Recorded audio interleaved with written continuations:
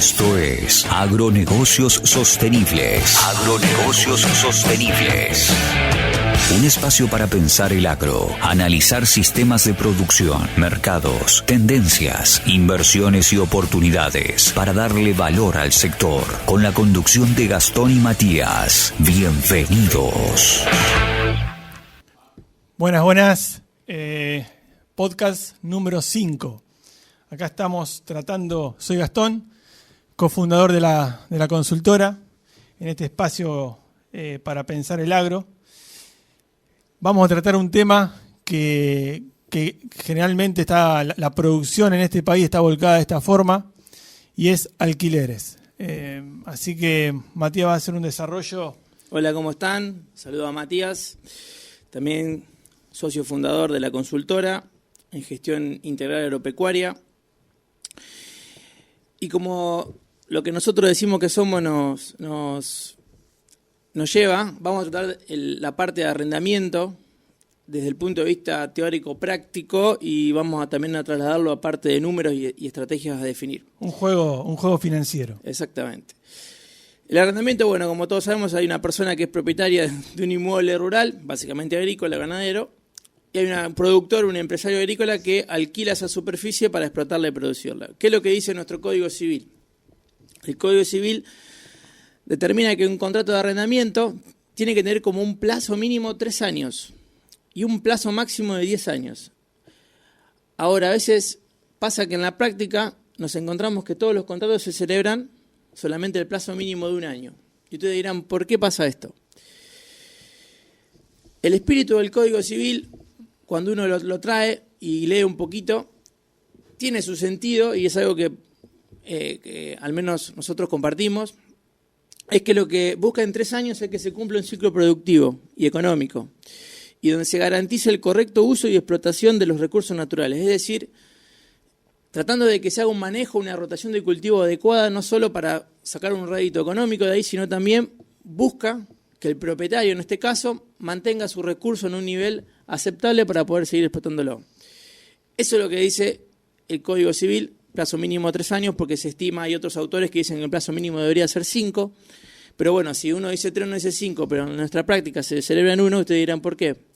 Básicamente, el mismo Código Civil tiene como una ventana en los tipos de contratos donde se permite celebrar un contrato de forma accidental, donde se permiten realizar hasta 2 cosechas, que puede ser en el plazo de 2 años o en el plazo de 1 año si se pudiera hacer 2 cosechas en un mismo periodo. O sea, entre la misma superficie hacer un cultivo, cosechar y hacer otro. Entonces, eso nos permite trasladar los contratos al plazo de 1 año.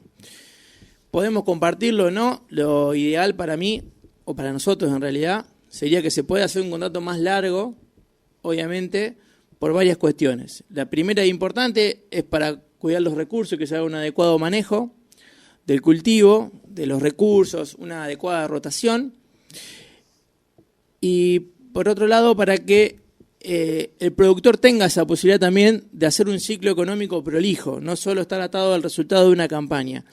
Y para aquellos productores que arriendan, que tienen su actividad basada en arrendamiento, porque tienen o poca tierra propia o porque su actividad tiene esa forma, esa estructura, le permite minimizar el riesgo de rinde, porque al tener 3 años una determinada superficie y poder mantenerla en el tiempo permite hacer arreglos en zonas similares o cercanas, o por qué no al lado.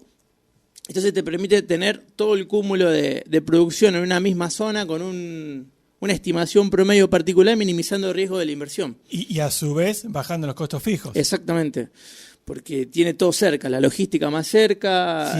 Si eso encima se combina con estos ciclos de 3 años y rotación de cultivo, también se mezcla también el riesgo climático.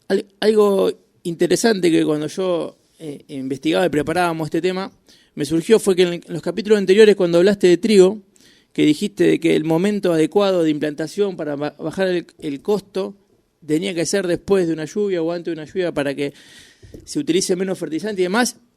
Cuando yo dije, ¿por qué no tenemos todos los campos cerca?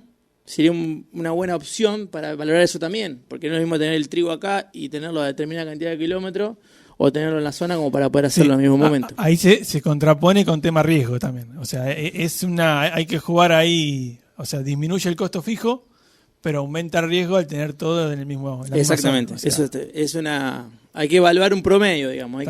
Pero bueno, es una forma. Contrato de arrendamiento, tipo de contrato que nos encontramos, básicamente el de arrendamiento, que es a través de un precio fijo determinado, o a veces se pacta en quintales por hectáreas, y esos quintales a determinado precio o al disponible al momento de liquidación.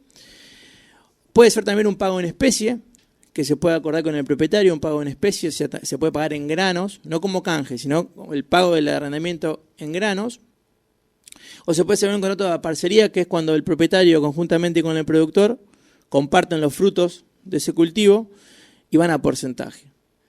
Se usa mucho el contrato de parcería por una cuestión impositiva, pero también hay zonas donde los rindes son muy variables y se celebra este tipo de contrato para no pedir ni un contrato fijo y que el productor tenga incentivo a producir.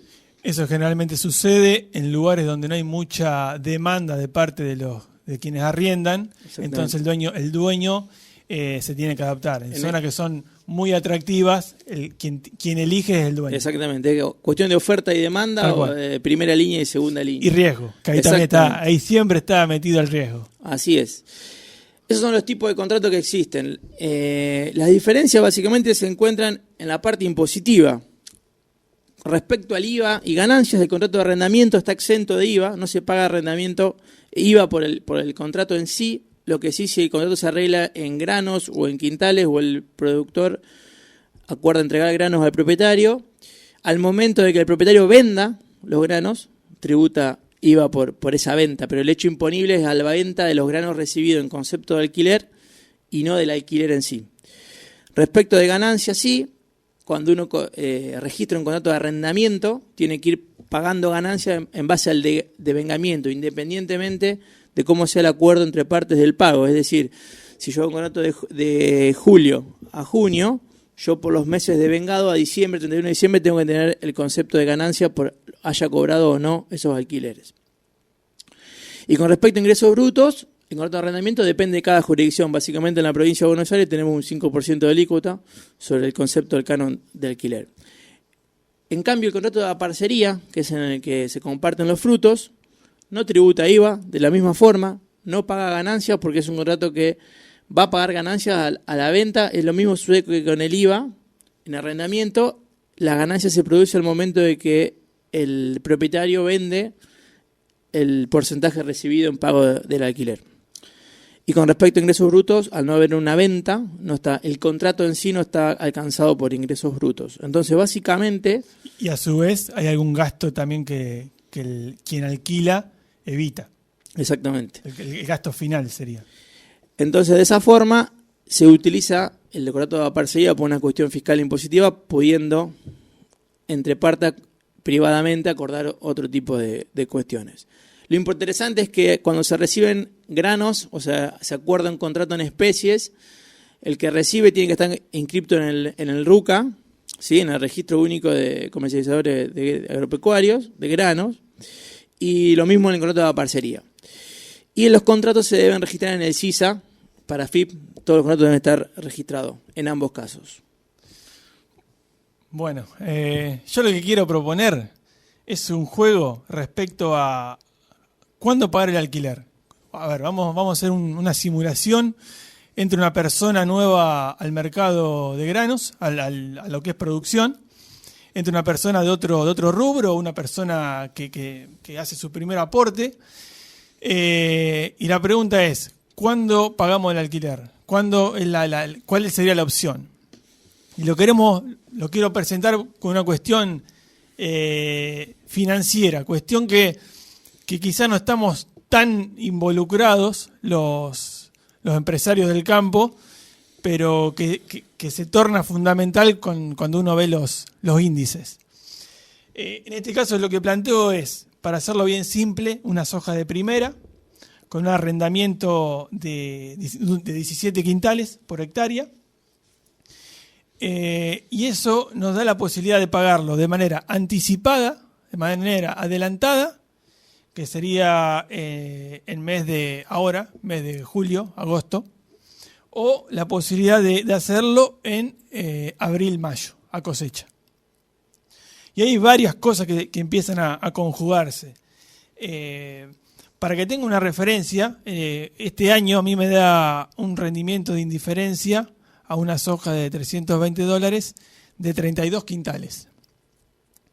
Entonces, haciendo ese juego, si nosotros solamente dejamos el alquiler que influye en el 50% del costo de la producción, si nosotros trasladamos el alquiler a pago cosecha, pasamos de un retorno sobre la inversión de un 24% a un 51%. O sea, mejoramos en más del 100% el retorno sobre la inversión realizada. Solamente trasladando el pago del alquiler. O sea, ¿a qué voy? Cuando uno ingresa en la actividad y negocia con los dueños de campo, con estos números que estoy marcando, es mucho más importante trasladar el alquiler a cosecha que lo que vale el alquiler en sí. Si uno pagaría 16 quintales de contado o 18 cosecha, no tienen que dudarlo en llevarlo a cosecha. Porque el número por inversión, el retorno sobre la inversión, deja muchísimo mayor caudal en este caso. Y hay otra cuestión que también ya lo veníamos mencionando. Si uno traslada el pago, estamos suponiendo que es una persona que ingresa en la actividad, por lo tanto no tiene granos a su favor, no tiene granos almacenados.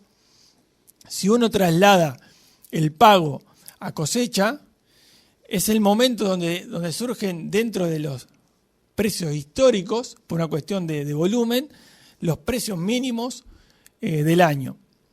Para dar una referencia, el precio que hoy se está pagando por una soja, digamos el futuro que uno ve al momento de cosecha, son $320, los números que se están haciendo hoy, cuando en realidad hoy estamos teniendo, el precio que estamos teniendo, sí está bien, son $320 y hoy estamos manejando 330, 335, o sea, estamos un 5 o 10%, entre un 5 y un 10% por encima del precio de cosecha. Entonces, si uno no tiene el cereal disponible, es fundamental pagarlo a cosecha para tener los precios históricos más bajos y no hacerlo de manera anticipada a un costo que está un 15% por encima. O sea que una regla sería trasladar el alquiler a campaña vencida, por así decirlo, a julio del año siguiente, al valor disponible de ese momento, porque nos encontramos en una ventaja en relación a las cotizaciones por estar en la curva más baja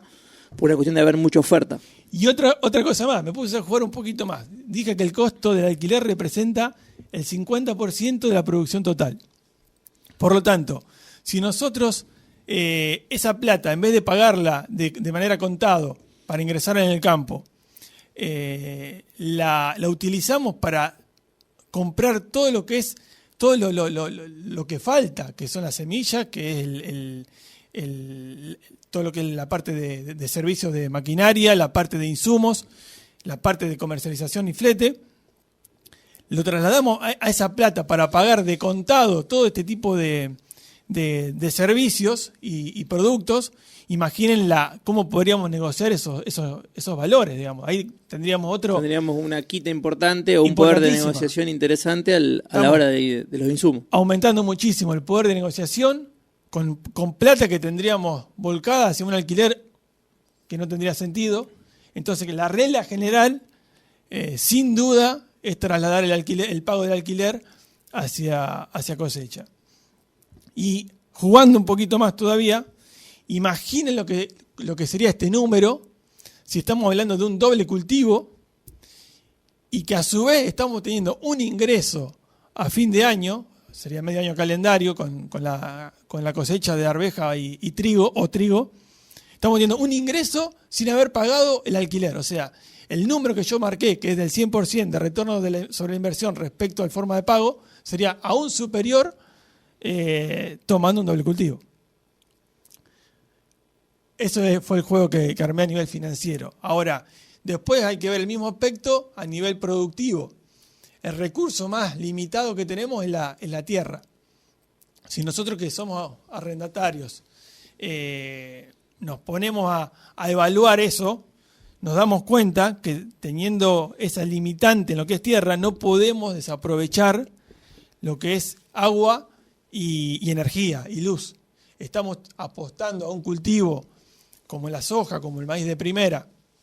Apostamos todas las fichas en 4 o 5 meses y estamos dejando de lado 6 o 7 meses de agua y sol que nos podrían estar produciendo. Entonces, es una forma fundamental para disminuir el riesgo y aumentar la producción. O sea que trabajar postergando el alquiler a cosecha vencida y tratando de no tener tiempo de superficie muerta, por así decirlo. Tal cual. Haciendo lo que conocemos como un doble cultivo. Esto se potencia en campos arrendados. También sirve para campo propio. Pero en campo arrendado es que el productor que generalmente arrienda tiene que tratar de maximizar en el tiempo que tiene la explotación de esa superficie, de la mejor manera, obviamente, con el manejo más adecuado y sustentable posible, maximizar su negocio. Y una forma interesante es no desperdiciar el tiempo, trabajando a través del doble cultivo y obviamente negociando el alquiler a campaña vencida. Ahora, ¿qué sucede si el productor me dice, no, mirá, yo no te puedo esperar un año para pagarme en diciembre? Bueno, la realización de un doble cultivo nos permite generar un ingreso como para afrontar con el compromiso al menos, digamos, semestralmente, con el compromiso del alquiler de ese semestre y no trasladarlo al segundo cultivo que tiene mayor potencialidad.